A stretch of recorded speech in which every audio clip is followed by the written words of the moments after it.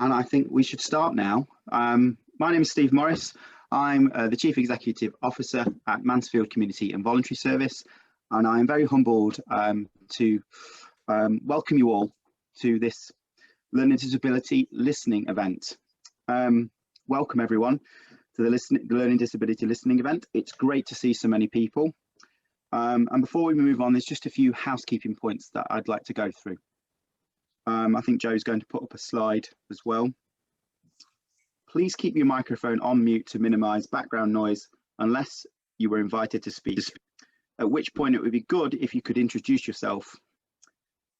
This event is being recorded so that it can be viewed later by others who are unable to attend. If you do not wish to be seen, then please keep your camera switched off. The second half of the event will be given over to questions and answers, so I can ask that you save your answers until that point. You can, however, type questions in the chat throughout the event and they will be picked up and fed into the Q&A session at the end. This event has been developed as a follow-on from the COVID recovery work undertaken by the VCS Alliance partners and the CCG engagement team last summer to understand the effects of the pandemic in terms of access to services and communication. That initial piece of work showed that we need to undertake further discussions with members of the learning disability community who have been disproportionately affected by the pandemic. So without any further ado, I would like to introduce our host for the event, Rachel Munton, Independent Chair of the Mid Nottinghamshire ICP Board. Welcome, Rachel. Okay, and thanks, Steve, and thanks everyone for coming today. I mean, what a fantastic turnout, and I think that does justice, doesn't it, to the importance of this issue. Currently, I think a community of individuals and families, significant others who are underserved. I'm not a fan of hard to reach because that sounds like it's their problem, and I think it's our problem in terms of health and social care voluntary service provision, isn't it, if we can't manage to find a way to provide equal services. And that's really what today's about. It's about hearing from experts and individuals I'm delighted to welcome today who are experts by experience. That the focus is really on looking at the health inequalities that have been so clearly and graphically explained to us as a result of not only the COVID pandemic, 1 year now, isn't it, since we were locked down, and for the first time, and a very bumpy year for everybody, irrespective of their circumstances, but one can't help but feel that this has been disproportionately felt by individuals who experience any form of health or social care or societal disadvantage, and we're very aware of that in the Mid Notts Integrated Care Partnership, which is an alliance of many individuals here today, organisations, individuals and members of our citizen groups who come together to try to pull together in a way that individual organisations can't, to drive up standards and to address inequalities. So today is about a commitment to action. So this isn't a talking shop, it's a listening event. We're going to hear what you have to say. We're going to try to distill that into some key points. We will summarise the actions that you now want to charge us with in the Mid Notts ICP, and I will give a personal commitment along with others to make sure that those issues are actioned, and where they're not actioned, why we found it impossible to do so. Because I think it's just the not knowing, isn't it? Has something fallen into an abyss? So I think there's something here today about being really clear that whilst we are very aware of those inequalities, today what we want to do is to try and focus on the experience and the way we can move forward. And I therefore do reiterate Steve's suggestion that we keep questions to the chat, or you can scribble them down and share them with us in the second part of today's event, where we will do justice to those questions that you have. And we have the potential to take a very brief comfort break if time allows, because I think sometimes that just gives people a chance to briefly reflect and to perhaps just consolidate the questions they want to ask. We will certainly be concluding by midday, so for those of you with ongoing meetings, no problem with that. So I hope to be able to add some value today, and I'm certainly looking forward to hearing what people have got to say. So with no further ado, I'm going to welcome our first speakers, unless Leslie waves at me and says, Rachel, you've simply forgotten to say the key things we wanted you to say. No, she's got thumbs up, that's good. Still only just gone 10, so there's time. So I'm going to welcome our first speakers, and each of these 4 presentations, we're going to spend about 10 minutes engaged with that listening. So Tracy Radford and Brad English from One Conversation, and they're going to introduce a video and also talk with us. So I'm really looking forward to that. So if I can hand over to Tracy and Brad, thank you very much indeed, and you're all most welcome. Thank you very much. So yes, yeah, we've got video and we've got a little bit of a presentation. So yeah, we'll just kick off. I think Brad, you're starting. Yeah, so I'm Brad, and this is Tracy, and we are part of One Conversation, which is an activist movement for people with learning disabilities and autism.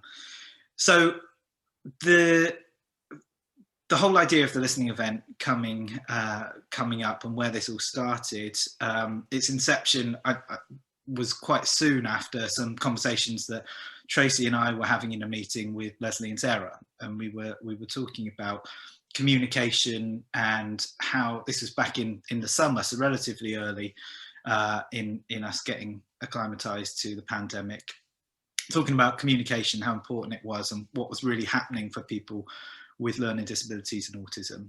And we were just discussing how that's going for the activists that we work with, and what we're kind of seeing of that, and how perhaps we're operating to communicate with those guys. But within that conversation, we mentioned a few statistics around what was coming up for people with learning disabilities in terms of infection rates and death rates. Again, quite early on in summer, we were talking about this, and Leslie and Sarah were kind of suitably shocked by what they were hearing, because these weren't statistics that were being spoken about at that point. They were available, or at least some of them were available, but they weren't in the press, they weren't in the media, there wasn't a lot of exposure to them. So you could see, as we were saying them, Leslie and Sarah, like sort of the cogs in their beautiful minds started turning, and they haven't let go of that since, and that's why we're all sat here today, which is such a wonderful achievement. So thank you, I want to say, to Leslie and Sarah for making this possible. And the thing is, we're all quite aware of those statistics now, from what we saw from the government releasing some figures in November, and then what we've seen since. We know that up to 6 times more likely it is that people with LD and autism are gonna die from COVID. And the thing is with that, it's not fitting into some of the common narratives we're having, like in terms of young people being safer. 18 to 34-year-olds with LD and autism are actually 30 times more likely to die than their age peers in the general population. And with us seeing most recently, since November, that continued to increase, even though those statistics have been released. We're seeing like MenCap giving us in January that 80% of LD deaths were COVID related. So we all know these things now, though, and we're very aware of these statistics. But that's how all this came about. So I'm going to hand you over now to Tracy to say a little bit about. Thank you. Yeah. Thank you. Yeah. So we know, as Brad said, those statistics came out, and sort of like November to March, they really became sort of public knowledge.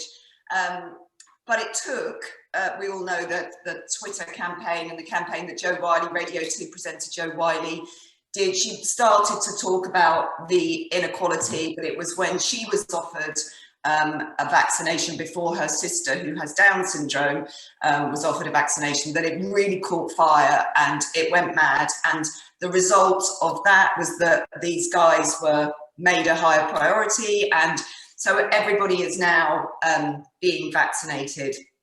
But I think what it does show is as you were talking or were alluding to, Rachel, that's sort of the massive health inequality for this community.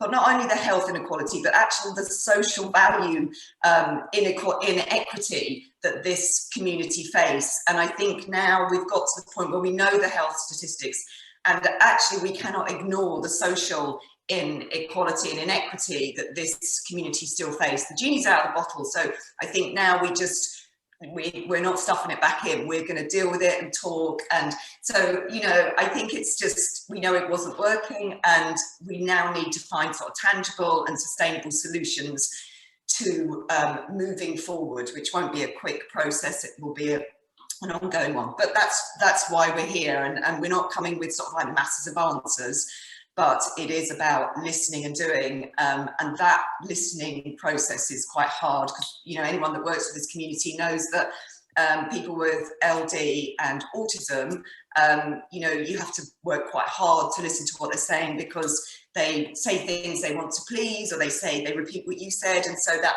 you know, we have to sort of steer clear of that tokenism and ventriloquism, where they're just saying what they think they want us to hear. So it's about, how do we authentically hear the voice of this community, and not just hearing the voice of this community, but empowering them to have an ongoing voice, not just a one-off event, but that sort of really skilling people up so that they can travel forward and become real sort of powerful agents of their own health and their own social standing. So, you know, that's super exciting of why we're here today. So the video that we're just about to show now is us sort of tapping into that communication and listening and eliciting information. So yeah, I think it's, you know, like I say, we haven't got the answers, but what's super exciting about this is that we can now, you know, we can't ignore stuff. We've got to go forward. So without further ado, oh, sorry. I think that's the thing, that COVID has affected everyone, right? There's not anyone on this screen that has not been affected by it. We've all lost loved ones. We've all had instances where perhaps you haven't been able to see relatives. People have had to die alone in their hospital beds. It's been brutal for everyone. But there we are, as a nation and as a world, trying to find ways to make it better for all of us. And there are ways to do that. The thing is that for people with LD and autism, those ways might look a little different. And we got a great video coming up later from Reach, which they're sharing, which says exactly that and shows how things can be done in better ways. So there are solutions out there, and for me, if we look at those solutions, you know, if we find it so easily to put DNARs on people's files, then we can find it as easy to put similar documents that are positive, that are looking forward in ways to help. A simple care passport. It doesn't have to be long. It can be a page. It can be a few bullet points, but that can change someone's life. It can change someone's death. And sometimes some people need to have a good death as well. But it's just as easy to put those things on there as it is a DNAR. So we need to think in those terms, in those positive solution focused terms. And a key to any of this is going to be, as Tracy said, listening. For this community, listening is key, and listening's not as easy as you always think it kind of sounds, particularly with this population. I'm a psychologist by trade, so listening's a big part of my world and my work, and listening to the LD population is something that you have to invest a lot in, and it's very easy to think you are hearing someone just because you've asked them a question and they've responded, but there's a lot more complexity to it than that for this population. So as Tracy said, we need to try and steer clear of any tokenism and not really investing in that listening process, and that's why we're here today. We invest a lot of time and energy and just blood, sweat and tears, I suppose, into the relationships we forge with the people with LD and autism we work with, in order to make that listening process fruitful and genuine and authentic. And that's what we're hoping to show you a bit of in the video, that we've cultivated a relationship with someone to allow them to be that open and honest and candid, and that's hopefully what you'll see on screen. So I feel like we've spoken quite a lot there, and we'd love to hear from one of our activists. Is it about time to go to the video, Tracy, do you think? You don't mean me, do you? Yeah, Tracy. Oh, me? Yeah, yeah. Is there anything else we want to cover before we go into? Okay, sorry, there's another Tracy. Yeah, I think so. I think it's just, we're absolutely ready because there's lots of other things to do. But I think you know, I think that listening is you guys listening to the speakers today, but more importantly, us listening to the health professionals, because we want to know where you're at, what you're thinking, how it works. So we can, the only way that this is going to work positively is if we both sides listen to each other. And that's super, super, super exciting. What a brilliant way to start Friday morning. It is fantastic. So yeah, video ready. I'll shut up now.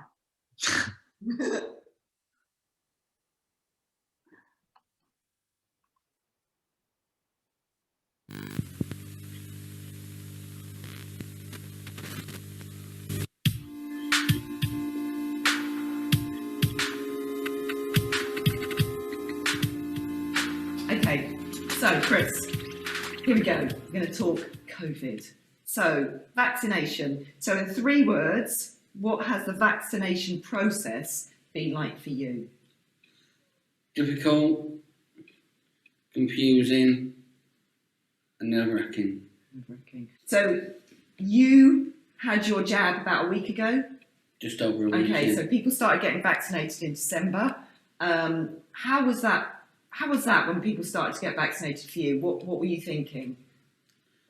It was like starting to feel like, you know, this is maybe start my way forward for us to be, you know, getting this under control. But it was confusing and difficult because I didn't know where I slot into the slots and when would my chance or number, whatever you want to call it, would come up.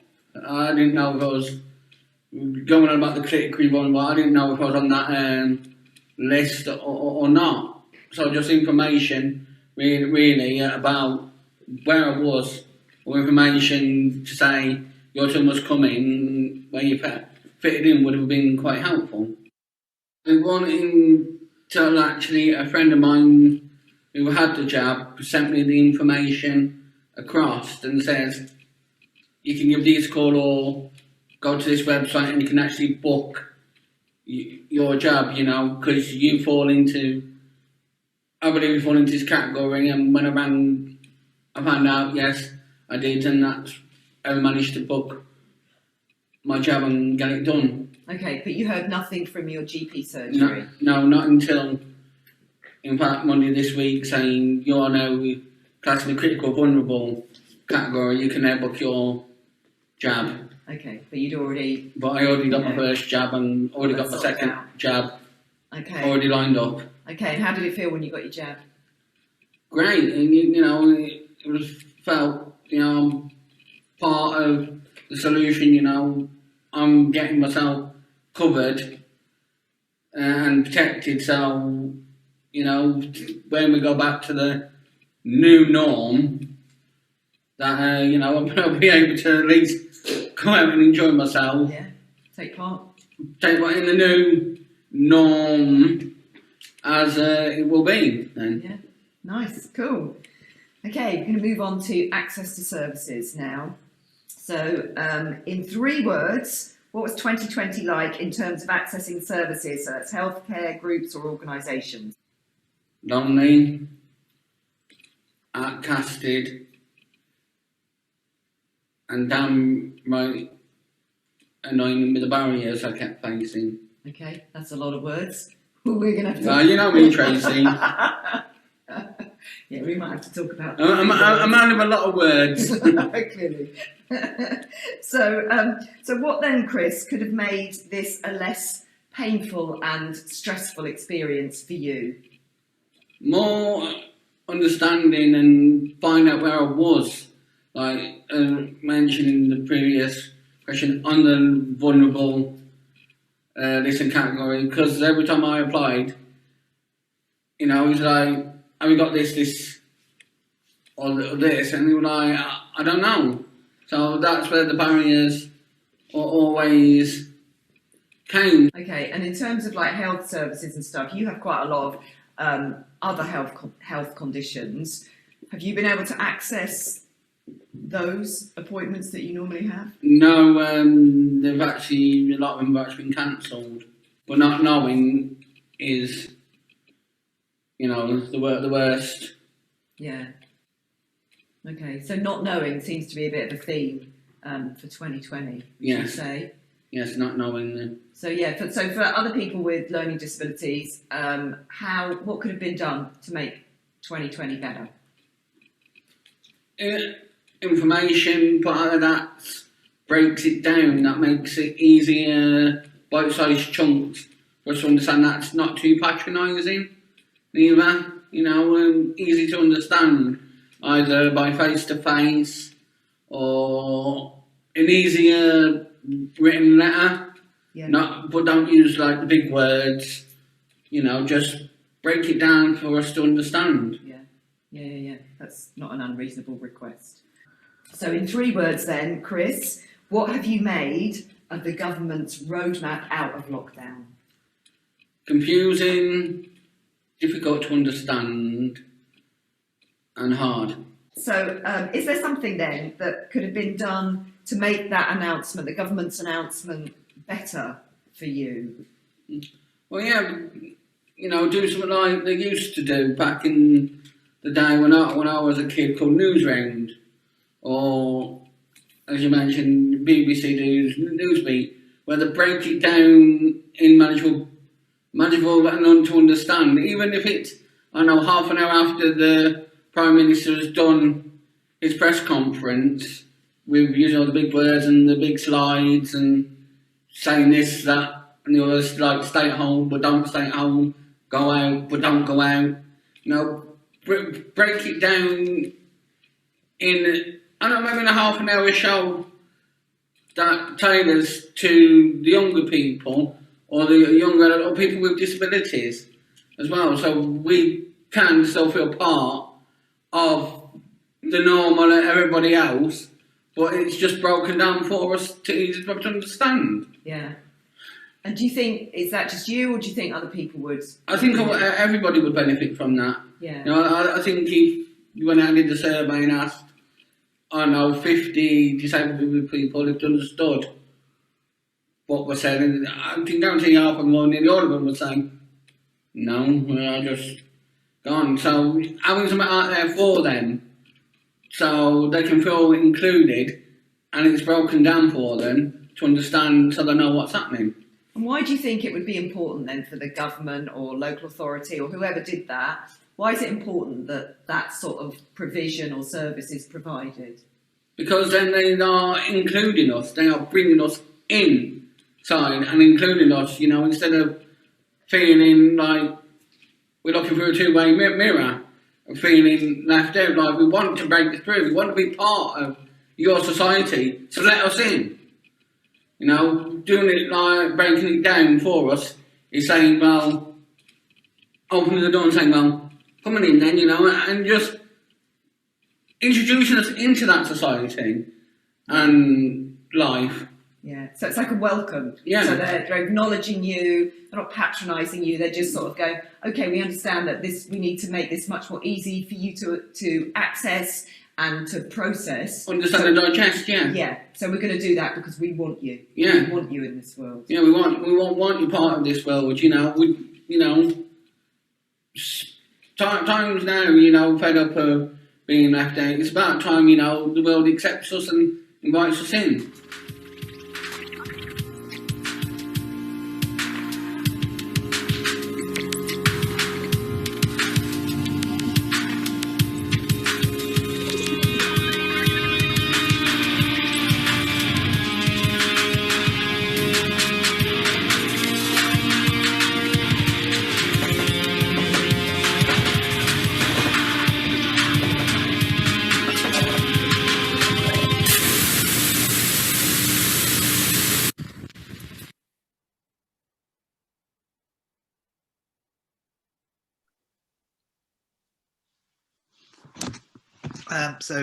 So that's us. That's our video. That's our offering from Chris. And I think one point that may cross people's minds with that is that, yeah, Chris is relatively articulate and understanding some quite long questions, which is true.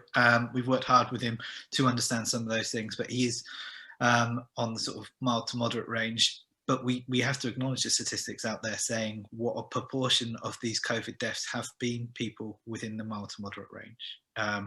So yeah, that's our offering today. I don't know if you've got anything else to add, Tracy. I'm conscious we've taken up a fair chunk of the time today and don't want to monopolise it. You're on mute, Tracy. No, I think that says it all. I think just really excited to to get cracking and get stuck into this. You know, not just today, on and on and on and on, because that's the reality of this situation. So yeah. And it's doable though, isn't it? Like the solutions are there and doable. And I don't want at any point today those listening and those attending to think about how on earth do you like navigate this seemingly difficult task of actually hearing people and finding a way to do that. It's totally doable if we all kind of come together on that, and we're here and ready for that solution. So yeah, thank you very much for the opportunity to be a part of this today. Thank you very much, Brad. Thank you, Tracy, and thank you particularly to Chris. I mean, what a very powerful video, as a number of people are saying in the chat, and some of his quotations stuck with me really. I think David's added one to the chat just now, so fantastic, thank you. And we're going to move on now, and remember, please do just make a note of your questions, put them in the chat if you will. No obligation for people to answer questions that you pop in the chat, just any way of recording them so we can come back to them later. But I'm now delighted to be able to introduce Catherine Shatwell from Reach Learning Disability. And I think, Catherine, your preferred order this morning is you're going to share a video with us, aren't you? And then you're going to speak with us. Is that right? I'm going to do a little intro, just about, excuse me, just about my role at Reach and what Reach do, and then introduce the video and then talk afterwards. Okay, that's fantastic. Catherine, over to you. Thank you. Thank you. Hi, everyone. You know, I'm Catherine Shatwell, and I'm currently managing a project for Reach Learning Disability called Carers Matter. So the project aims to support carers known to Reach in lots of different ways. Reach is a registered charity and supports clients from over 200 families around the county. They run 5 learning disability day centres, client holidays, accommodation, and also has a CQC outstanding rated domiciliary care agency. I should also say I'm a carer myself to my son Richard, who has a rare degenerative form of mitochondrial disease. I'd like to share a video of an interview I had with a carer who describes the end-of-life pathway for his brother Richard during the first lockdown. Thank you.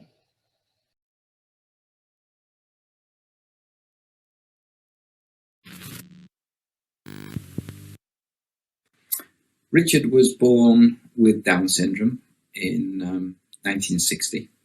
In 2012, Mum, suffering from Alzheimer's, was taken into nursing care.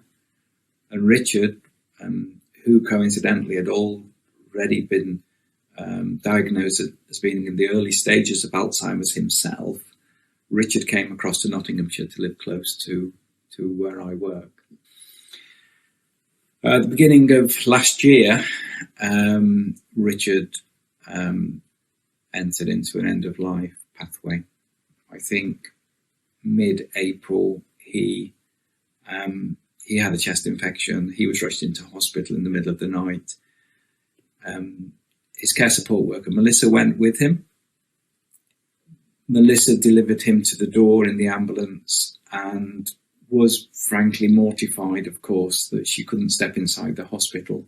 She couldn't help settle Richard down. She didn't have time to explain anything to NHS staff. She couldn't say goodbye to him. And she was kind of beside herself. But we all understand what was going on at that time. We knew how it had to be. Richard hadn't had COVID, didn't have COVID, but what we had was a nightmare week then of me ringing the ward every day, speaking to a different person every day, having to explain about Richard's needs every day. I was shocked on day 2, for instance, when I found out that he hadn't eaten at all during the day because the nurse said he'd refused his food. Well, of course, he hadn't refused his food. There was a special feeding routine for Richard. So anyway, long story short, we managed to get him out within a week, and we got him home safe. But we knew this would happen again. We knew that COVID wasn't just going to go away. So we immediately went to see the GP. We agreed a package of, I think it's called anticipatory meds, and talked to the district nurse team. And we planned to deal with Richard at home, not to send him to hospital in the future. No surprise, he had another chest infection about a week later. Catherine and I were called over in the middle of the night, and Richard died at about 8:30. But he died surrounded by his family and people who cared about him. The hospital were already struggling. Of course, they were with the pandemic. But I think if this was to happen again, I think there needs to be a protocol that recognises the special needs of people with learning disabilities and autism, and a protocol that acknowledges that they have much, much increased trauma. They're already traumatised at being poorly and having to go into a strange place with people that they don't know. But to do so and lose their family and their care support network is amazingly traumatic. There should be a protocol that allows one person at least to be properly trained and in their PPE, excuse me, with proper isolation techniques, to allow to be with the person in the hospital. That would, apart from anything else, take a lot of pressure off NHS staff at a time of intense pressure for them, and it would certainly ensure the best outcome for their patient. Looking back, if we just had that, everyone's lives would have been much better, I think.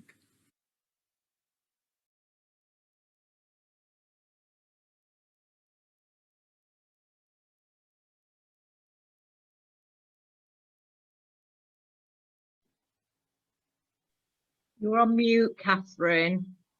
Catherine, you're still on. Can I unmute Pressed you? it and it didn't work. Sorry. It's all right. Our thanks go to Steve for sharing both his and Richard's experiences.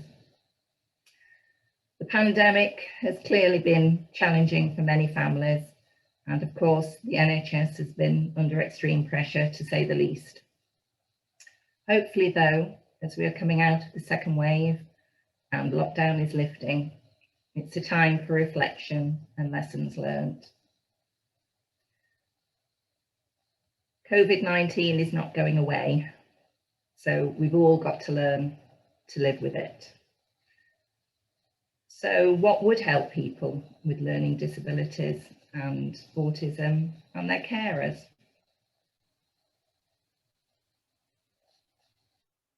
There's a number of carers within our organisation, so I'd like to share some of the issues that they've raised and highlighted to me.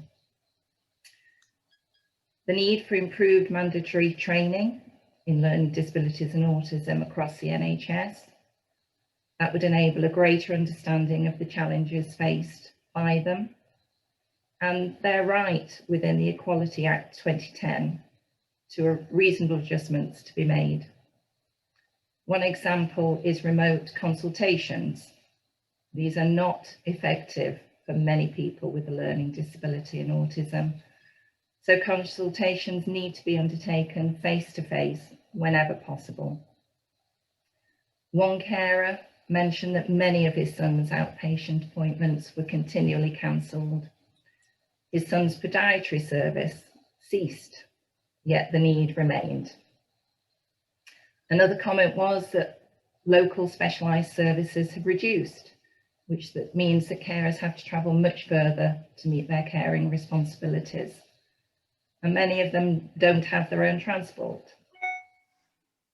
Gaining access to a learning disability liaison nurse or an epilepsy nurse in hospital is challenging, to say the least. And many admissions aren't planned, so arrangements can't be made beforehand.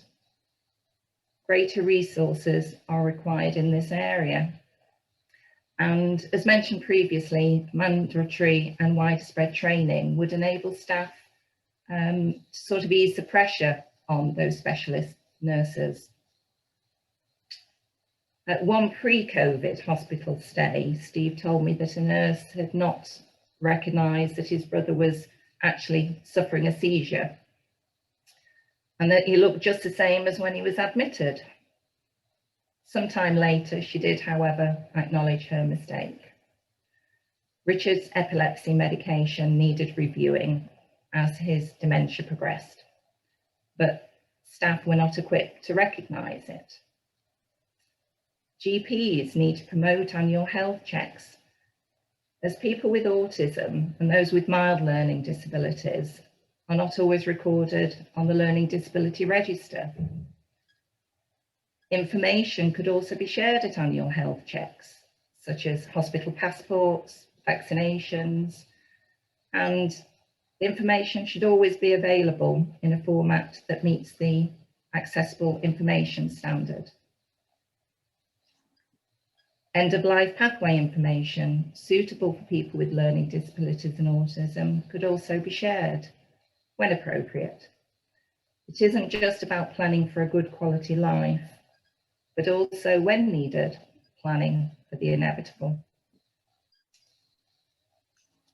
Clearer guidance for staff so that they're aware of the additional support requirements for people with a learning disability or autism, such as carers accompanying them to hospital and being allowed to travel in an ambulance. Any do not attempt resuscitation decisions need to be discussed in a compassionate and clear way, explaining the reasoning behind the decision. This was done in the case of my son in the middle of COVID when he was admitted to hospital. It was really difficult to hear, but at least we understood the reasoning behind it and accepted it. NCAP's health report makes it clear that informed consent is essential, and any do not attempt resuscitation orders currently in place that have not received informed consent should be removed. There could be lots to talk about with regard to vaccinations, but I know Karen from NCAP is going to talk about that. So I'd just like to take this opportunity for you listening, and hopefully some of these things will resonate with you. Thank you.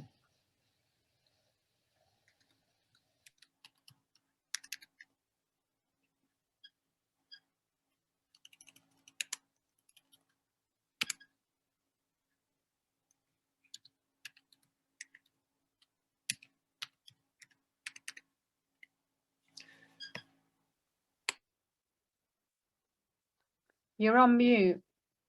We can't hear you. You just muted yourself, Rachel.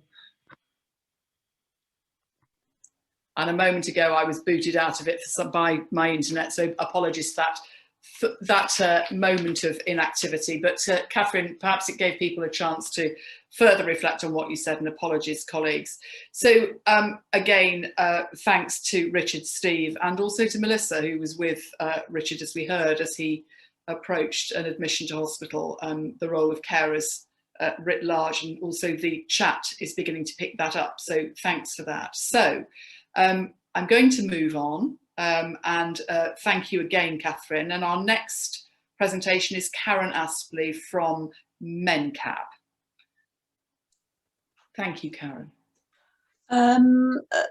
Thank you very much to Chris, Brad and Tracy from One Conversation, and I think really expressing in a really direct and powerful way the thoughts and solutions. I think that's the most important part that I'm taking away from this. People coming up with their own solutions to these very difficult and important problems.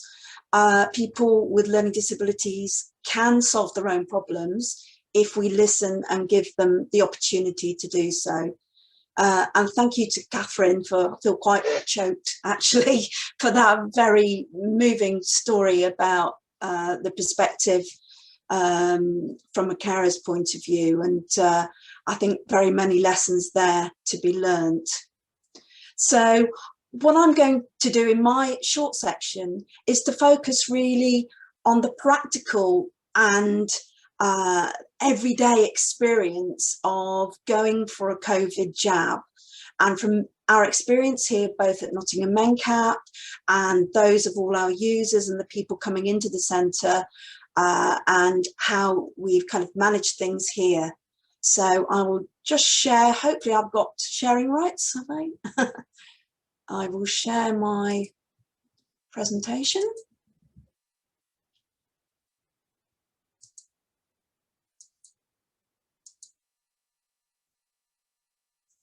So I'm going to look at the very kind of practical experience of what do we do? What issues have we identified?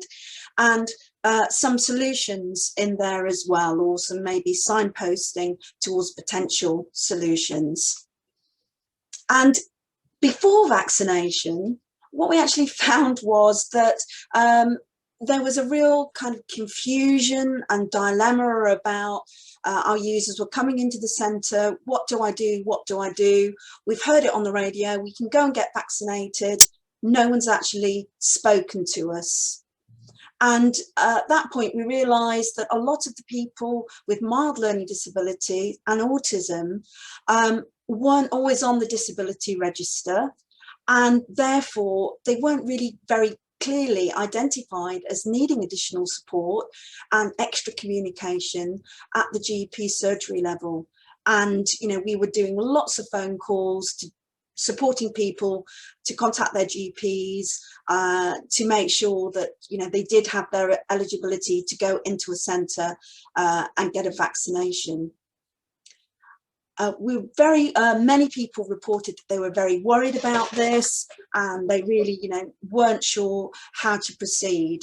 And we would definitely recommend in future that perhaps these vaccination centres or a vaccination centre could be positioned in, it doesn't matter which organisation, but in organisations which have got experience of working with people with learning disability and autism, that know and can identify some of the issues which they may be facing, the additional time they might need, and have the skills to deal with people perhaps when people get anxious and things start to go wrong.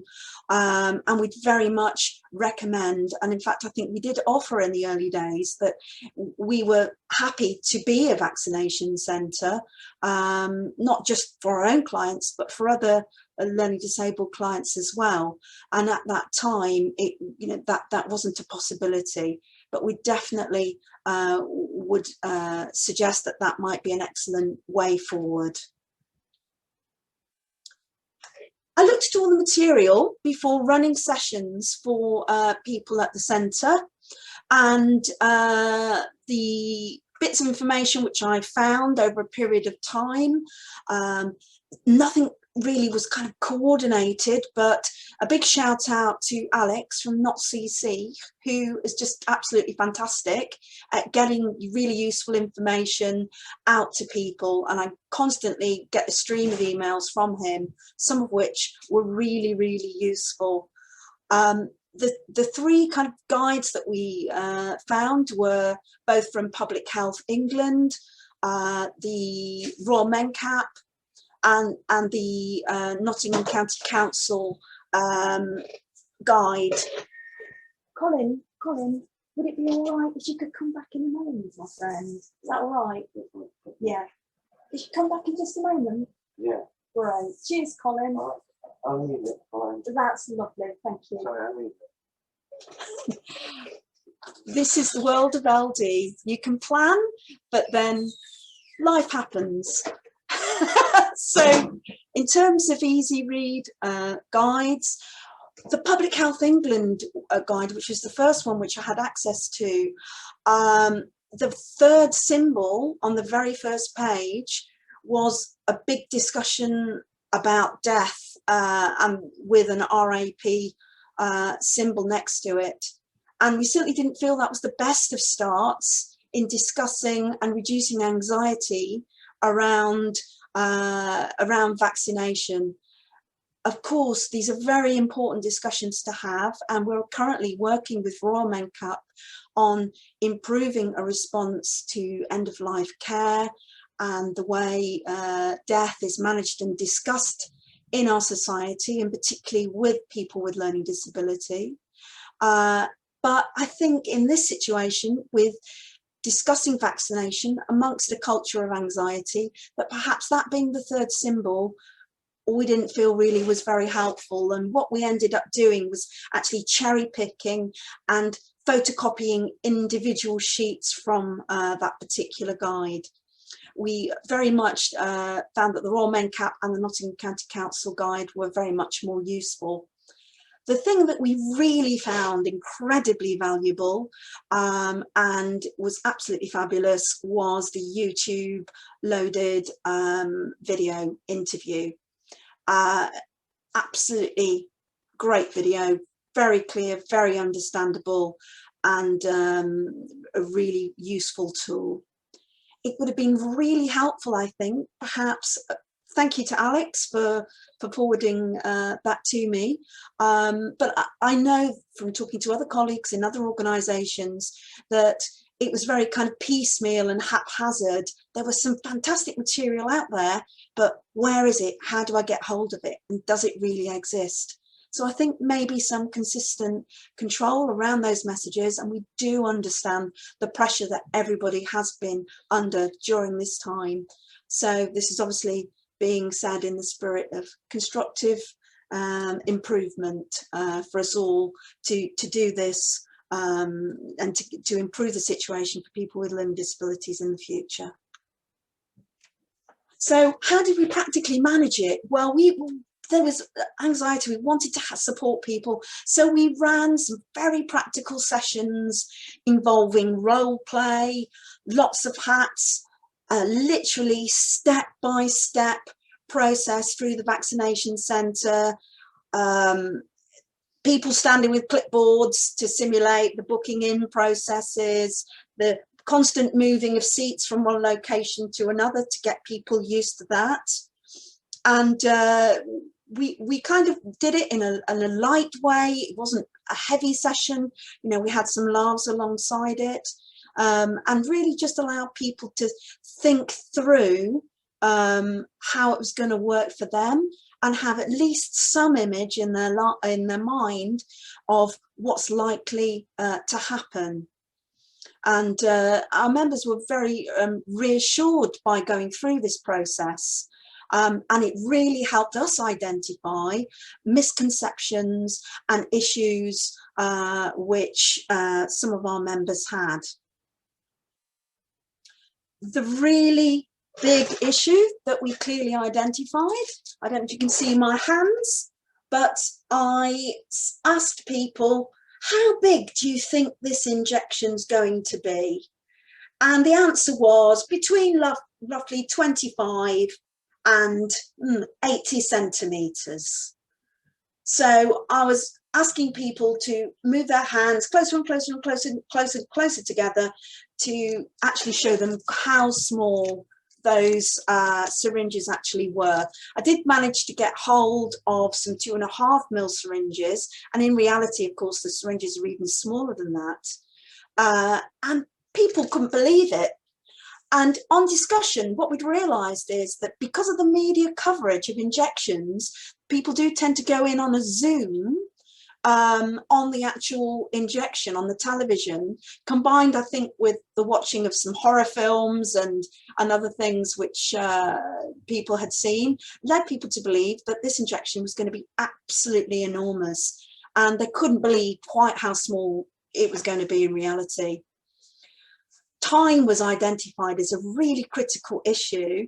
When people went into centres, Nobody really was kind of guiding them through the process, identifying how long the process was going to take for people. And the 15-minute wait at the end was really problematic for some of our people who just walked. They didn't understand why they were waiting. They found it really difficult to wait. And what we suggested people did was to, if they couldn't go with somebody else to support them, was to bring along something that interested them, something to look at, something to read, something to just to entertain themselves for a few minutes before they actually had to leave. Several of our independent people that have autism but come to the centre and really need a huge amount of support in their lives and are unable to work, need a lot of support, and they just said, no, didn't wait, I got up and I just went home. There were no easy read signage in the buildings. And people felt really bewildered. Where do I go next? What's expected of me? What's happening?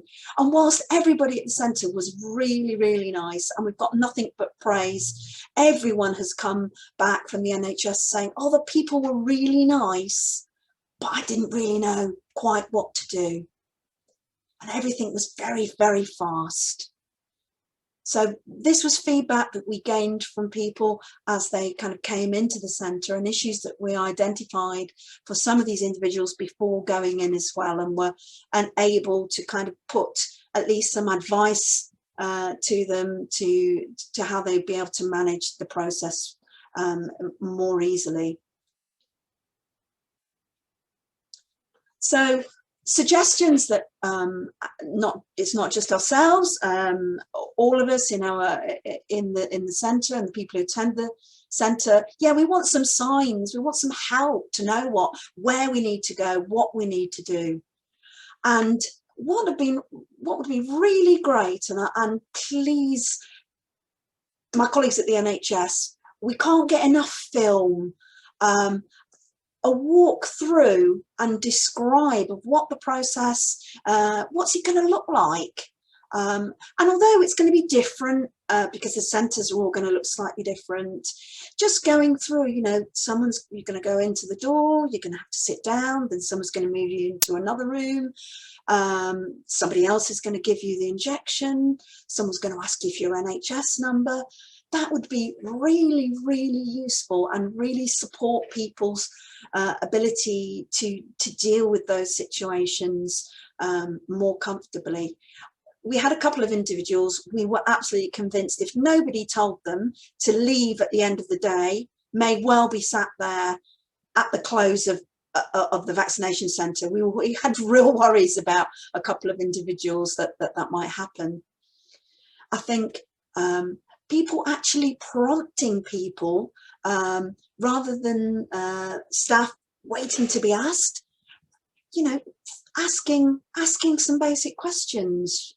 Time is a very sophisticated thing, and just being, oh, can you wait for 15 minutes? You know, where are the hands, you know, going to be on that clock, or we don't want to infantilize people, but just kind of keeping a really close eye out for people if they've either gone too soon or they're still there perhaps after half an hour.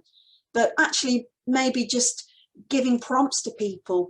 Oh, can you, do you want me to tell you when it's time for you to go? And for someone to be taking note of that, and maybe somebody in the building that could guide those more vulnerable people through the process. And we would have found that all really very, very helpful. And I think in terms of information, there is some great information out there, but knowing where it is, perhaps in one place, or having that circulated would be absolutely a very helpful thing for us to have. And definite consideration, if we're in this position ever again, is to use not just our building, other buildings. If you give us enough notice, you know, we could have booked the building out for a day and had a learning disability vaccinate and become a learning disability vaccination centre for a couple of days. And that's, I'm sure, not only us, but many other organisations would be happy to work in that way, so that the right support gets to the right people at the right time. So that's all I wanted to share today. So very much kind of more of a focused discussion around the process, but I hope you've been, other people have managed to kind of pick up on a few things, and you know, I think hopefully it fits well with the Chris's experience and his testimony, and also the testimony from some carers today. So at that point, I will stop sharing and hand over back to Rachel. Thank you. Thank you so much, Karen. That's really, again, some really helpful additional information. And I think you've got one of those actions already being committed to by David and colleagues in terms of the film presentation. Absolutely fascinating. So thank you. A third very strong presentation. And so for our final presentation of this section of the morning, David Ainsworth, and I believe Simon Browse may be joining you, or at least has had a contribution to make to the next presentation, which is around the inequalities framework around the vaccination and the vaccination programme. I don't know if I should welcome Simon is there as well. I'm here. Now, that's great news. So can I welcome you both and hand over to you for the next presentation. Thank you. Great, thank you very much, and very good morning, everybody. It's good to see new and some known friends and colleagues in the room, and it's fantastic to see the commitment this morning. I'm David Ainsworth, the Locality Director, covering Mansfield, Ashfield, Newark and Sherwood. This is going to look terribly posh or clever or special. I don't really know what the real word is, but I think somebody's sharing their screen on my behalf. It's just because I didn't really want to get stuck with the technology, so that's the only reason. I just want to, while the screen's being shared and the slides are coming up, say thank you for the gift of learning we've been given this morning. There've been some hugely striking things that I've written down that I think, you know, will help us all move forward together. So thank you all of the speakers and the films that we've seen this morning. Steer clear of tokenism was one particular one. We want to be part of your society, so let us in was another one. So some hugely powerful things I've heard, and as you would expect, I'm listening to understand, and the more we can do that together, the better. So I'm hoping Leanne is going to kindly put some slides up for me. I'm trying, David, apologies. No problem. It's not coming up on my screen to be able to share. So I'll carry on talking for the time being then, so that's not a problem. So the integrated care system has had an overall, as people have been alluding to, approach to the COVID vaccination programme. It's not something I've personally led, but clearly have been involved with in the periphery. And I think it's fair to say we would all recognise it's the largest scale vaccination programme in the history of the NHS. And frankly, as of today, we've all seen the numbers nationally, and certainly here we have over 450,000 people vaccinated, which is clearly a great achievement, given that we all want to get out of lockdown as soon as we possibly can. And as part of that, we know, particularly for the cohort that we're talking about today, we've got, excuse me, around 2,250 people on registers aged over 15 with a learning disability in the Mid Notts patch. Could you just go back one slide for me? Thank you. And that'll give people a chance to have a look at the overall journey so far of the programme. So 2,250 people on registered lists aged over 15 with a learning disability in Mansfield, Ashfield, Newark and Sherwood. And currently we've got around 79% uptake of the vaccination. That might sound fantastic. We could have a self-congratulatory moment. What I'd rather us do is say that means we've still got at least 1,800 people who haven't yet had a vaccination and are on a register somewhere classed as having a learning disability or autism. So it's good, but still some way to go, clearly. And I think some of the suggestions around the film, absolutely, we'll get on and do that, because I think that's actually quite simple to achieve. So we have, just moving to next slide, an inequalities framework.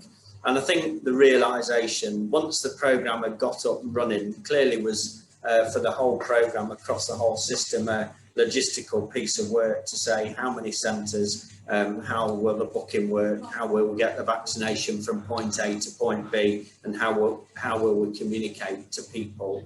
And I think quickly during the course of that, the recognition that people, particularly from learning disability and autism, shouldn't be left behind, made a sudden change. And Simon's going to talk about some of the work he's been doing locally to address some of the points that people have raised earlier. We've got a Mid Notts inequalities group now, and I give you all an open invitation to join that. We launched yesterday, and many of you here were present. And, you know, the whole view of inequalities for us right now is, you know, if not now, when? So the momentum for us to start to address and understand everybody that lives in our community in an inclusive way has never been ever so more important. And it's not my job, it's not your job, it's our collective responsibility. So I commit to working with everybody on this agenda going forward. Just next slide, please. So final bit from me, and I'll hand to Simon. I think genuinely we don't want people to be left behind in the COVID vaccination, but actually beyond COVID vaccination for me, I think this is about much more access, health outcomes, the quality of life that people have. We want everybody to feel confident about making choices, healthy choices. We want to protect people who are classed as very vulnerable. I agree with Rachel. I particularly don't like the hard to reach. People are only hard to reach because we don't engage in the right way.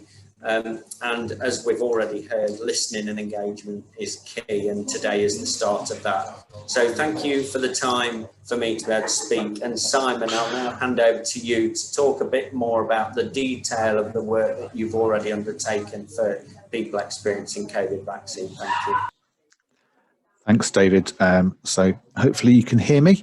So my name is Simon Browse. I am a consultant nurse, which simply just means a nurse who provides advice, support and leadership. And I'm working currently with the vaccination programme here in Nottinghamshire. I've worked in and around Nottinghamshire, mainly in the community now for almost 20 years.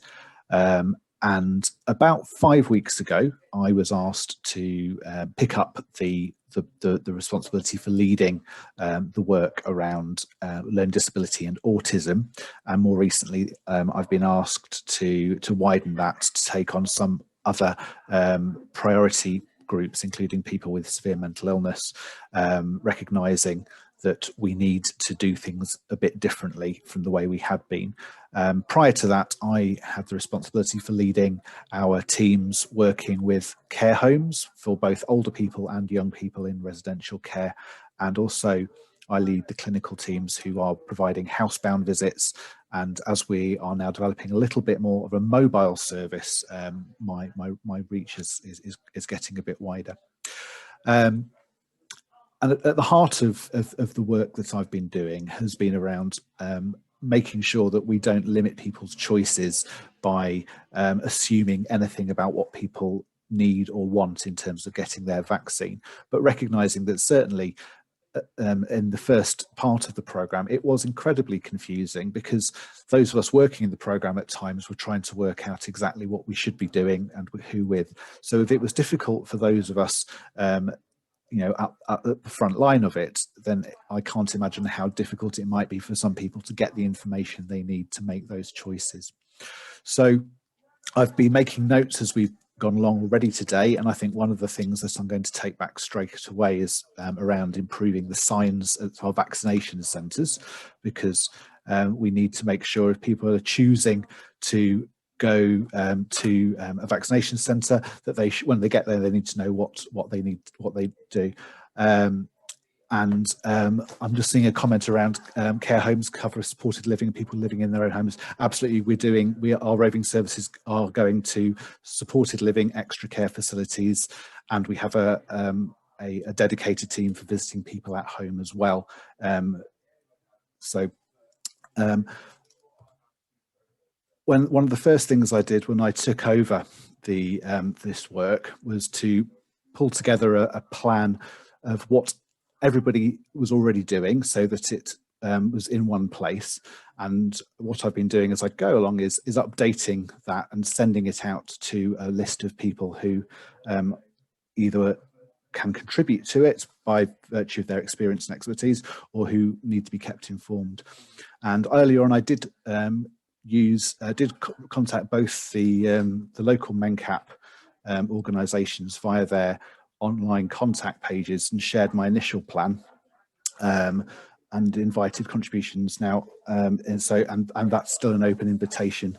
If you haven't seen that email, I apologise if it didn't reach you, but I would like you to get involved. One of the first things that I recognised is we weren't necessarily making it easy for people to let us know what their individual needs are. And we've done a lot of work with our colleagues in the Nottinghamshire Healthcare speech and language therapy teams to develop some resources which are in an easy read and plain English format, which are intended to be used to both help people to make an informed choice. We start with trying to maximise, make the most of people's ability to make an informed choice about vaccination, but also for people's relatives, carers and other supporters to work around them in terms of helping to make good decisions. So we've produced a range of documents which I've been trying to share as widely as I can. They've gone to every general practice in Nottinghamshire. I've sent them out to care homes, to home care providers, local authority, and just recently now, nationally, MenCap have said they would like to share that resource on their website, so it's downloadable, and we've happily agreed to that. So they've recognised that this is a really good piece of work. So that is a form which lets people tell us about them, everything from where they would like to have their vaccination if they could choose, whether that's in a centre, in their own home, in their general practice. And whether we need to know anything about their communication, about whether they don't like needles, whether they, anything that can make that a better experience for them. If people ring the booking line to book an appointment, they can also tell the person when they book their appointment about their individual needs, and they have the form as well, so they can take that information down and pass that on to the team who are going to be providing the vaccination. And we've had a number of individuals now where we've had an individual plan of care where somebody's met them at the front door, taken them to a quiet space that they wanted, away from the busyness, and done the whole vaccination in sort of one step, really, so they didn't have to get lost in the crowds, which can be quite daunting. We've done a lot of work too recently about working with care homes, home care providers, and others in terms of making sure that people can get the information they need to make that good decision, like I said. But we know that we possibly could do more about to make that even easier. And I'm always looking for new ways and creative ways to improve that work. We also work really closely with the primary care liaison teams. That's a team of learning disability specialist nurses who work in the community and with general practices. And we're doing some work with people who've got particularly complicated or very individualised needs to prepare them to have that vaccination. And there's a number of people who I'm working personally with those nurses and those people in their families, seeing them at home, putting together a plan, and ultimately, if needs be, going in and giving them the vaccination myself at a time and place that's suiting them. So there's a lot of stuff that's available, but what I want to make sure is that we make people aware of it. And I've spent a lot of my career working in healthcare where we create difficulties and barriers for people to get the care they need, because if they don't like using a telephone or they have difficulty using a telephone, then we have very few other options that we give them. But sometimes booking an appointment online isn't necessarily the best way, because you can't necessarily tell people what you need when you're clicking boxes and just selecting an appointment. So we need to make it really easy that people can just say, I want to get my vaccination, I want to have it here, and this is what I need to get it. Those three things shouldn't be so difficult for people to choose, should they? We're doing a lot of work with general practices at the moment. So about 3/4 of people that we know to be on the learning disability registers have had their first dose, but as David said, that means there's still a significant number of people who still need their first vaccination. So we're doing work with practices to contact people individually if they can by phone. We provided them with an easy read letter template, which should have been sent to everybody on the learning disability registers to invite them for their first dose. And we're going to be looking again at what further information we can send out. We're also asking practices to follow up if anybody doesn't turn up for their first appointment, to find out what happened and see whether we can rearrange that. Practices can also request a home visit by our specialist team for people for whom having that vaccination at home is going to be the best thing.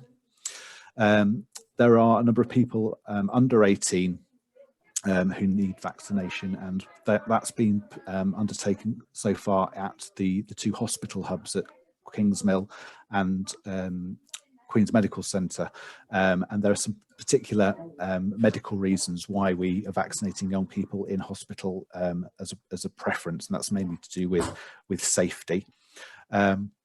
And also a very small number of people under 16 with complex disability who will need vaccination. And again, we have a team including consultant paediatrician, where we're looking to look at how we're going to offer those vaccinations as well. So that's all I've got to say about what we're doing so far. Like I said, I've made a list. I've got signage on there. I've got the idea of doing a walkthrough film and some more advice to centres around prompts, reminders, guiding people through the journey end to end, and about where we can make some maybe dedicated provision, maybe quieter times, or now we are looking at maybe having a vaccination bus which will be able to take a clinic out and about, whether we can look at doing some pop-up clinics in places where people would like to go. But other than that, I'm here to listen to your ideas and suggestions as well. Okay, well, thank you very much, Simon and David. And if we just leave that last slide up, because I'm not going to take those questions now, but I think it's an excellent bridge for people for the next part of the session. So thank you for sharing. So thanks to all of our speakers. I mean, we've had 4 really interesting presentations, very varied, very moving, with, I think, the early tone was set around the authentic voice of experts by experience, which we've heard throughout that, and actually some real willingness to say, well, okay, we've done this, but we want to do some more. And I think that's the commission that you're going to be giving us, isn't it? And the commitment to action that, as the Mid Notts ICP, we're very keen to see. Now, my temptation, and I will wait for Leslie's approval on this, is that we take quite simply a 5-minute break. We don't need to log out. We can just turn our cameras off and mute ourselves. Just gives people a chance to reflect on what they've heard, to make sure they've got questions ready, and to have a little look at the chat for those of us who can't multitask. I'm one of them, who won't have had a chance to look through the chat. So my sense was that we would take a 5-minute break now, coming back to start again at 20 past. Leslie, are you content? That's fine, Rachel. I think it's a good idea. Okay, and then we've got 40 minutes, up to 40 minutes to hear and converse with one another. So thanks again to all the speakers. Do be thinking about your questions. We'll take them in person by raising a hand. We'll take them in the chat.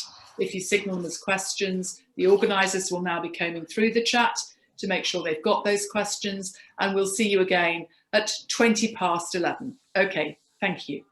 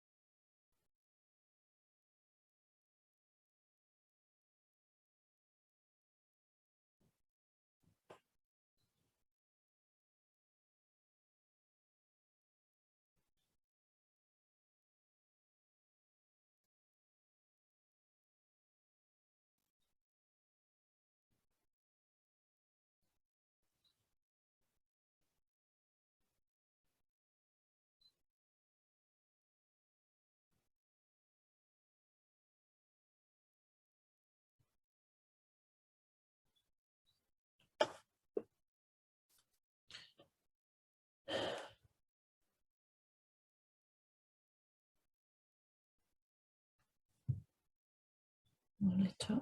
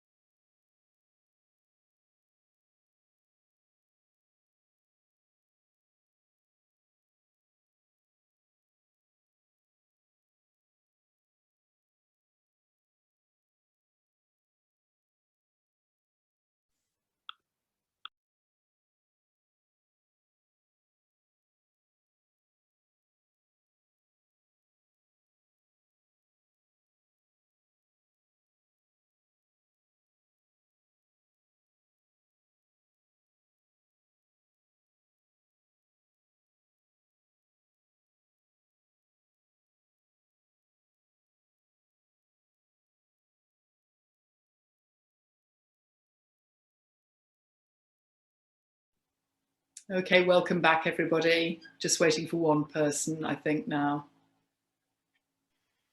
Good. Well, what a fantastic stimulus for us to think how we can improve further the services we offer, and thanks to those of you who've contributed.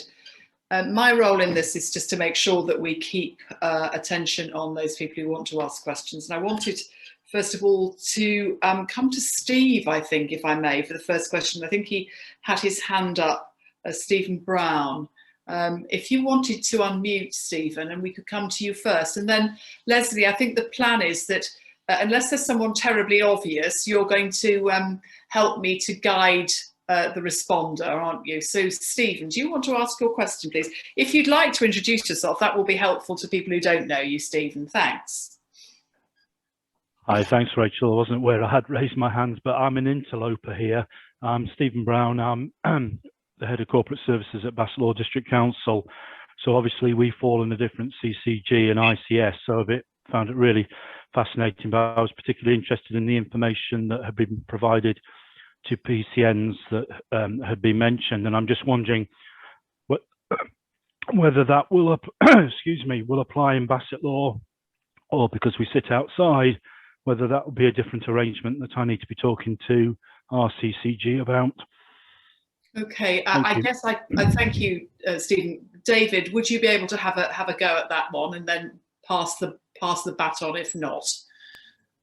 Yeah, absolutely. We're well connected with the PCNs in Bassetlaw. So, Stephen, I'll pick it up offline and ensure we share the information, because this is about sharing best practice, isn't it, after all?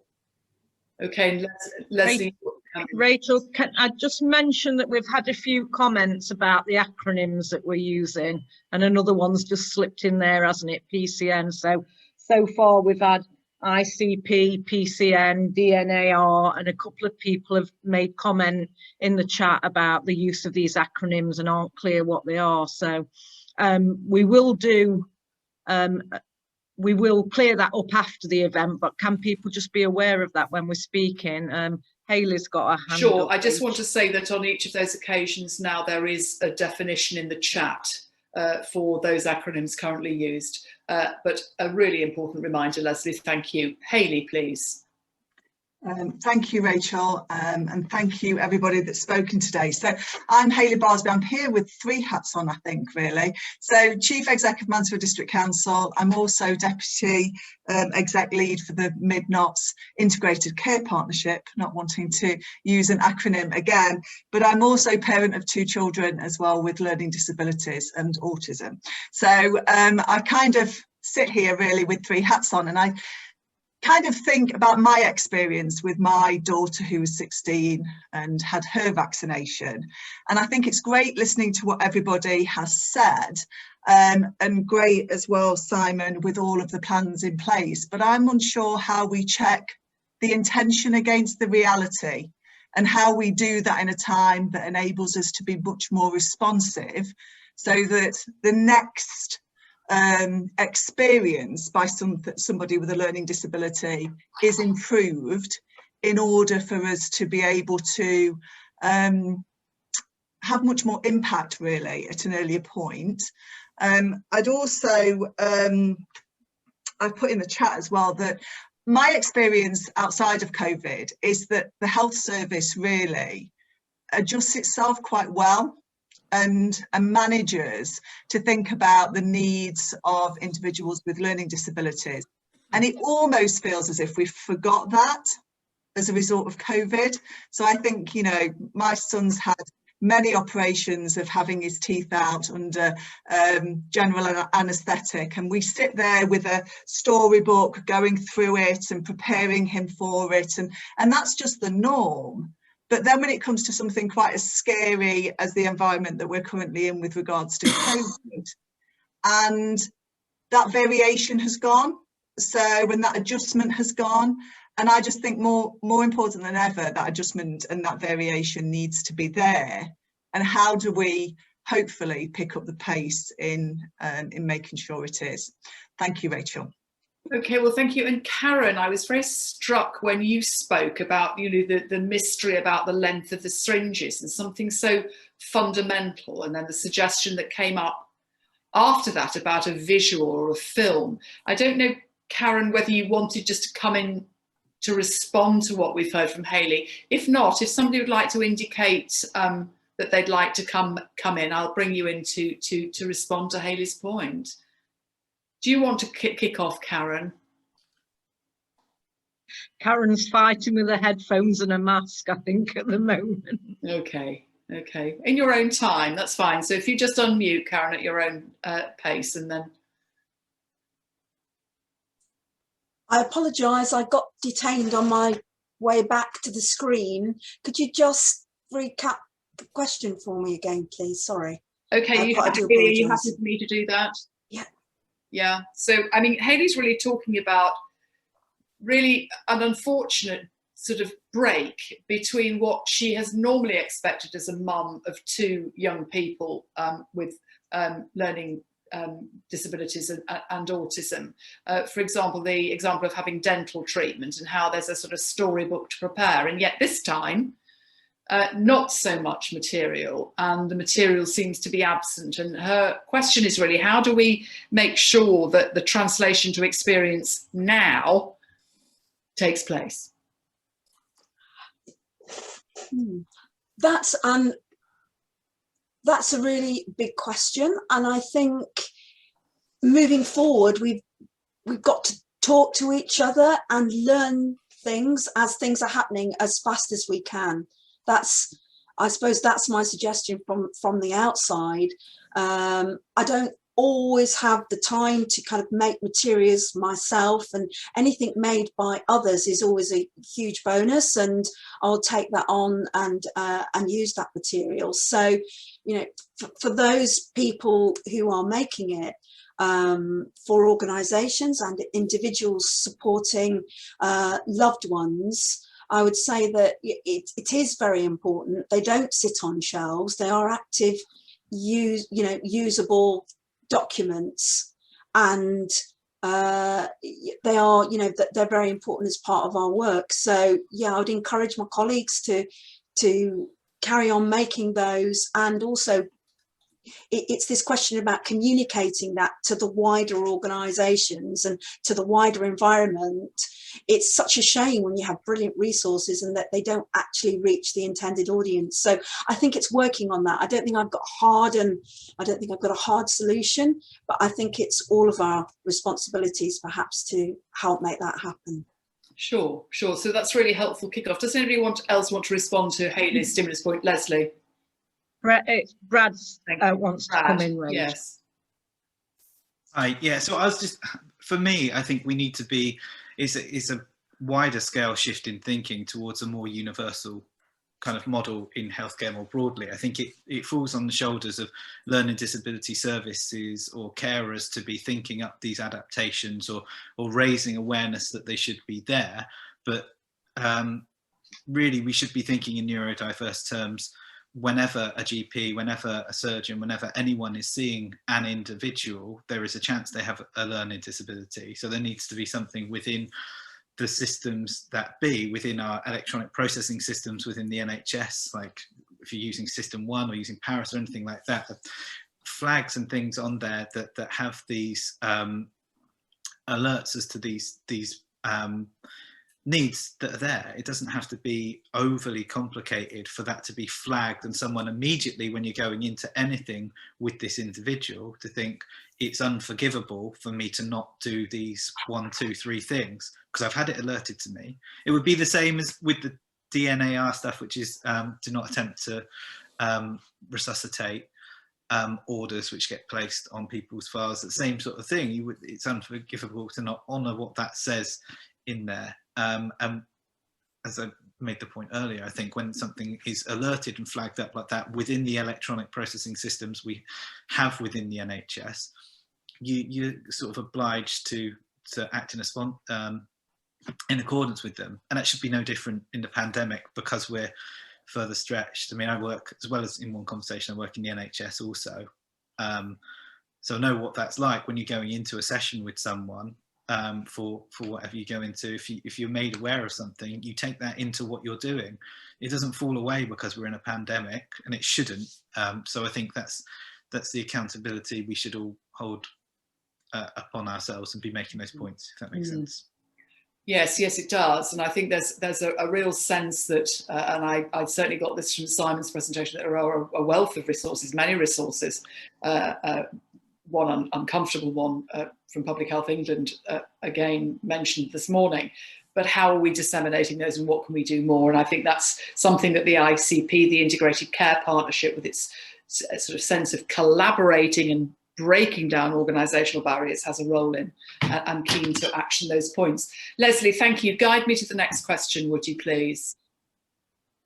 Well, Helen Hassel, did you want to, Helen put a question in chat around reasonable adjustments being logged on primary care systems, and can we use the NHS app to help? And I think that links to what we've just been discussing. Did you want to expand on that? It was just a reflection that discussions are taking place, and as we all know, systems are the bane of everybody's lives because they don't talk to each other, and despite everybody's desire to get them all working across, you know, both primary and secondary care, you know, that's still a bit of a pipe dream at times, isn't it, for those that have to use them.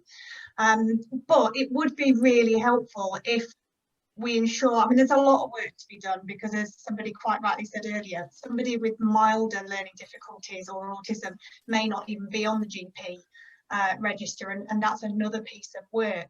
But if we could list those reasonable adjustments in a different way, that then could be accessed by secondary care, that takes a lot of the stress out for those of us that have to remember all the different bits of paper, things like traffic light assessments, one-page profiles, when we go into, especially for an unplanned admission or an ED visit, which is stressful in its own right. But if they've already got access and a flag comes up, they suddenly know, actually, I need to put this person in a quieter room, or in our case, don't approach him with a needle, otherwise he'll probably run out of the place. You know, it's simple things like that.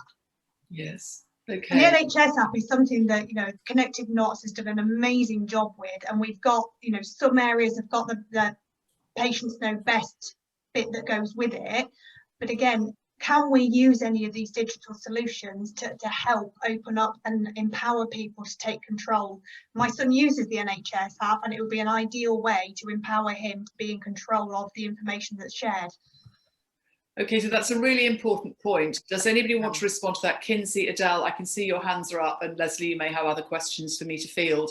But does anybody want to respond to that particular issue about the NHS app and the sensitive use of that as a portal for individuals? Brad, are you waving on this matter? Great, so please come in. Sorry, yeah, so I just wanted to say just a quick point on that one as well. I think what, again, with my psychologist hat on, I think what's really important is to be giving everyone the same language to be talking about with that as well.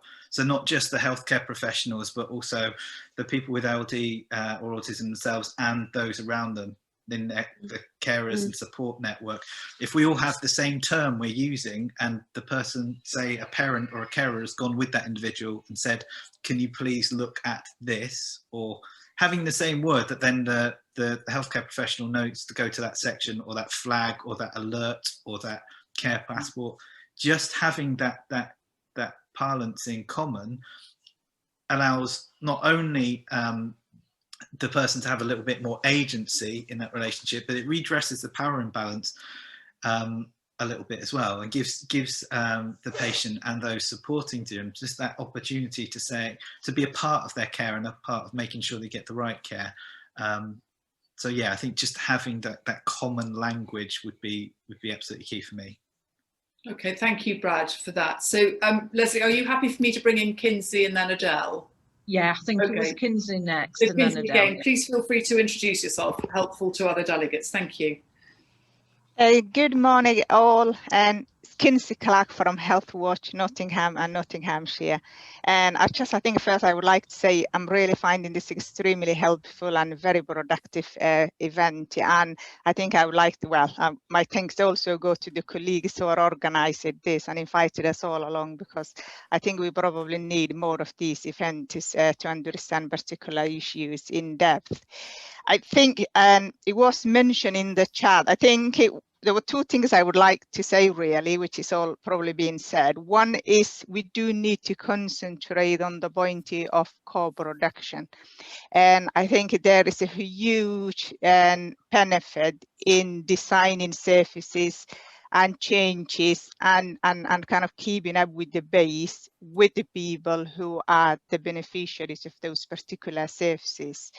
And that goes along with the fact that we do need to make a real and conscious effort to support and mentor and train individuals with learning disabilities and autism to be part of the decision-making process.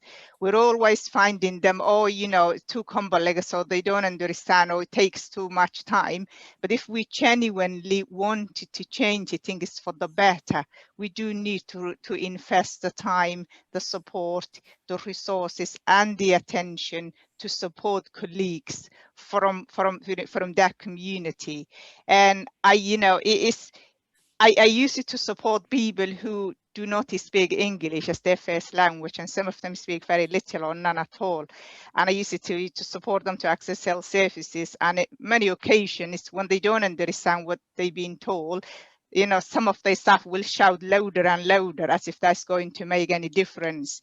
And I think, you know, it's been mentioned also reasonable adjustment. I think reasonable adjustment is being used a bit more to comply with the law rather than being driven by the desire and the passion to support. So I do think this is everybody's business. We shouldn't be needing very specialized services deal with these special people. This should be integrated as part of the mainstream system. And I think we should all be doing our bit to make it a reality for everybody. And that's all I want to say. Thank you. And I think you said that to very broad acclaim, both in the chat and from others. So well said, Kinsey, and that sense about desire and passion driving these changes rather than a legal mandate. Thank you. So Adele, you wanted to come in. Yes, thanks, Rachel. So for those of you who don't know me, my name's Adele Smith and I'm Commissioning Manager for Learning Disabilities in Nottingham and Nottinghamshire Clinical Commissioning Group. So I work very closely with the Learning Disability and Autism Transformation Programme team to pick up a lot of these things that are kind of coming up to see kind of what we can do to redesign services and pathways to ensure that it's meeting the needs of our patients. Just to pick up from Helen's comments about using NHS app, that's a great idea. It's functionality that is widely available to us, and if it seemed to be something that people would be keen to use going forward, I'm more than happy to take that back, and we can pick it up as part of the Learning Disability Annual Health Check Steering Group, and also as part of the LEADER Steering Group, the Learning Disability Mortality Review Steering Group within the CCG and the Transformation Programme, to take that forward. Just to explain on the back of Helen's comments around the reasonable adjustments, we are looking at improving the communication flow between systems and services around reasonable adjustments. So work that we're undertaking at the moment is for a clinical template that will allow primary care to record the reasonable adjustments in the patient's record. That will then filter through to the summary care record. Therefore, secondary care services and community services will then be able to see those reasonable adjustments. So when they go into the patient's record, there will be a flag that pops up to show them that this patient has reasonable adjustments recorded. So that healthcare professional can go in and have a look at those and implement them in supporting that individual. So that's a piece of work that's being undertaken at the moment, but completely love the idea of using NHS app, and I will take an action to take that forward through our programme team and the programme work we've got. Great. So I think, Leslie, this is helpful because we're getting a list of actions here with attributable names, aren't we? Because it's so easy to make some warm comments today and then it all falls into a vacuum. So Adele, thank you for that contribution and for the commitment to acting that point. Leslie, who do we move to next? Well, we have a question and I'm not sure who's best to sort of where we take this, whether it's Diane Carter or David may be able to point us. There was an unanswered question in the chat around learning disability awareness training for potentially for staff and volunteers at vaccination centres. And is that something I can pick that one up? Yes. So that's something we're planning. So again, this is the stuff I would have liked to have done 3 months ago, but better late than never. So I'm working really closely with the clinical directors and the speech and language therapy team at Notts Healthcare for intellectual disability, and they agreed that they will offer an online training session for anybody involved in the vaccination programme, which is around reasonable adjustments, clear communication, and all these things we've been talking about. And my suggestion is that we offer that as a live session, but we then make it record it so it can just be shared widely as far as possible, recognizing that we haven't necessarily equipped everybody with the knowledge and skills they need, however willing and friendly they are, and also how to use the resources. So it's all well and good producing resources that look great, but giving people the confidence to actually be able to use them, take the time, like I said, because we want to maximize people's ability to make choices and give consent, and not assume that people will have a decision made about them. And I think that's really important. And don't forget, we're 3/4 of the way through doing first doses, so we've got the rest of that to do, and then everybody's got to have their second dose, and then we might well be doing boosters. So this is not a one-off event. This is the beginning of what's probably quite a long journey for us all. It's certainly not going anywhere, Simon. Sorry, before you finish, another question's just popped up in the chat saying who will deliver that training? Will it be people with learning disabilities and autism? Will they be involved in the delivery? So my experience usually of the resources that our colleagues produce is that co-production is usually their standard approach. In terms of being able to do something fairly quickly in terms of doing a web session, that might be harder to do. I'm not saying we wouldn't want to do it, it's whether we can do it properly. And but I think there's something we need to do fairly quickly to make sure people know what's available and how to use it, but then potentially a bigger piece of work to do around something a bit more substantial. So I think probably the answer is absolutely yes, as far as we can. So there are some comments in the chat, Simon, and there's some offers of support for people to work with you on that. So something we can take forward. Absolutely.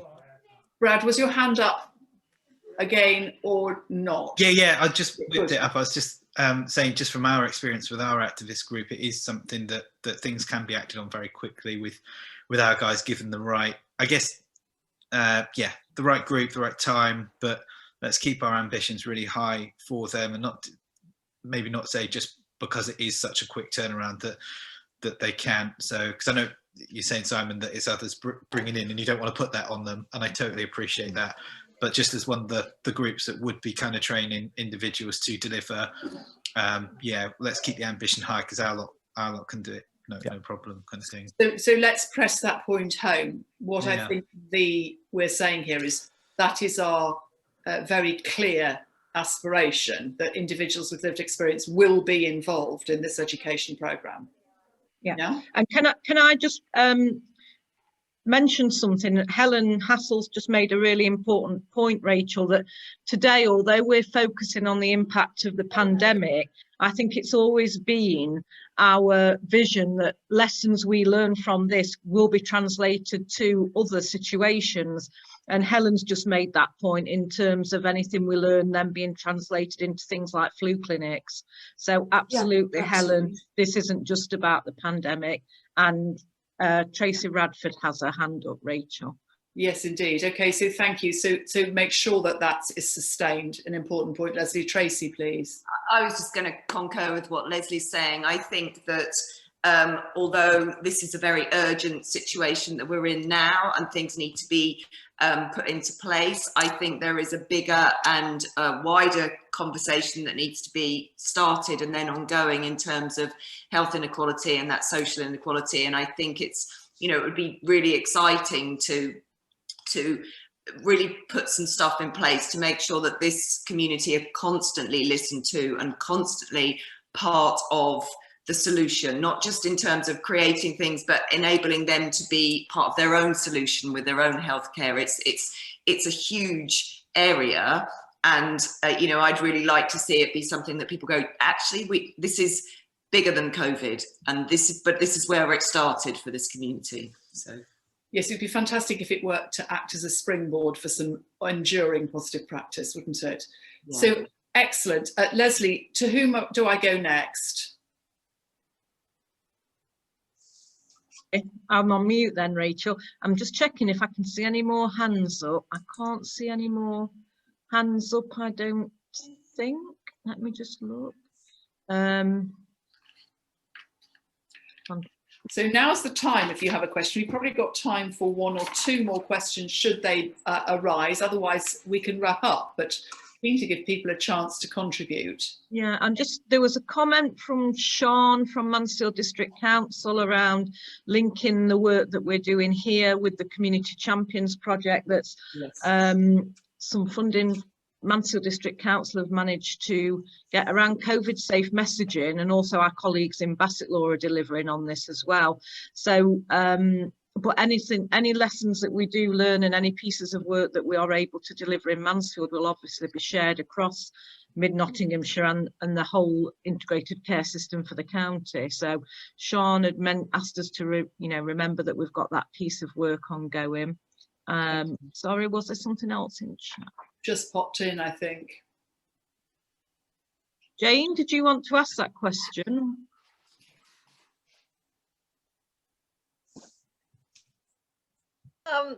No, it's not really a question. It's more a statement that with children about to be vaccinated, we do have a chance to make sure we get it right. And we don't make the same mistakes that we've clearly made at some point. I'm talking about particularly young children who, perhaps would have difficulty understanding the whole process anyway, and then add autism or learning disabilities, however mild those are, into the situation. So yeah, let's get that right for them and work with children's charities to make sure we do. That's all. Okay, thank you. I can see that people are beginning to need to leave, and it's coming up to 10:02 as I see it. So, and Jill, if that's a question that we can just take very quickly, let's do so. How can we become involved with? I can see. Leslie, do we need to go there, or shall we wrap up now?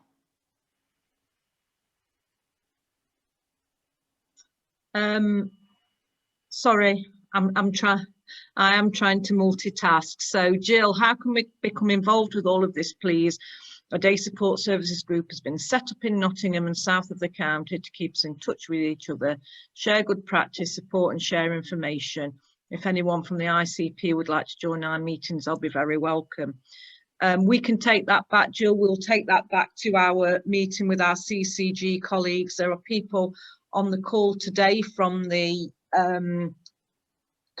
communications and engagement team at the CCG who will be working in South Notts. But for anybody who wants to be involved further going forward, there will be a slide at the end with my details on and Sarah from Ashfield Voluntary Action. So please get in touch if people want to be part of this. I don't want to steal Rachel's closing. Deal away. I think that's. I'm really not going to be able to add anything over the. Yeah. So this, I think, for me, it's just remembering that today is just a piece of a very large jigsaw for me, and this is a starting point. It's not. It's obviously it's not the end, and we want people to be involved in this ongoing discussion and conversation. So we will be in touch, Jill. In short. Yes. And I think, that gives me a chance to thank Leslie and her colleagues, too numerous to mention, but I did want to mention Sarah and Joe, particularly today, who's made the technology work so well, apart from me when I disappeared from view for a while, but, again, small blessing.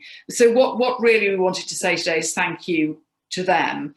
But most particularly, I think, thank you to you for taking the time out. And I think Kinsey's comment around desire and passion has been here aplenty, whether you've actually spoken or contributed through the chat or contributed through your attendance. It's been a fantastic listening exercise, but of course listening is only important if we hear what's said, and then of course having heard it, translate that to action, which is then reported back so that you are aware, and those whom you represent, if they're not here today, are aware of what we've done. There have been some really positive solution-focused ideas from Chris early on, I think from Richard in relation to his brother Steve, in relation to the way in which we can quite swiftly, but without compromising the experienced voice, get some film material together, some material that helps to educate, that the focus on inequalities is here to stay. It's not something that is solely relating to COVID, and nor should it be, but it might act as a powerful springboard for us to continue to focus. And one of the phrases that stuck with me is to avoid the tokenism in listening, or the ventriloquism, which is a term I'd not heard used before, a very powerful term, thinking that we've heard something that we really haven't, or that we would like to hear. So I think from my point of view, it's been a fantastic morning. I think when Leslie and I had a briefing meeting, Leslie was concerned that we might all be wrapped up by 11:15 or something. So I think that shows that she's been considerably anxious about getting this right, and goodness me, you have. So well done to you and colleagues. So thank you all. This is not it. Leslie's already spoken now about her appetite to continue. So to all our speakers, to all participants and those you represent who couldn't be here today, and to Leslie, thank you so much. We're going to put up a final slide and then you log out to suit yourselves. And please do feel free, and we welcome you continuing these conversations. Thanks so much, everybody. Have a good rest of day. Bye-bye now. Thank you, everyone. Thanks. Take care.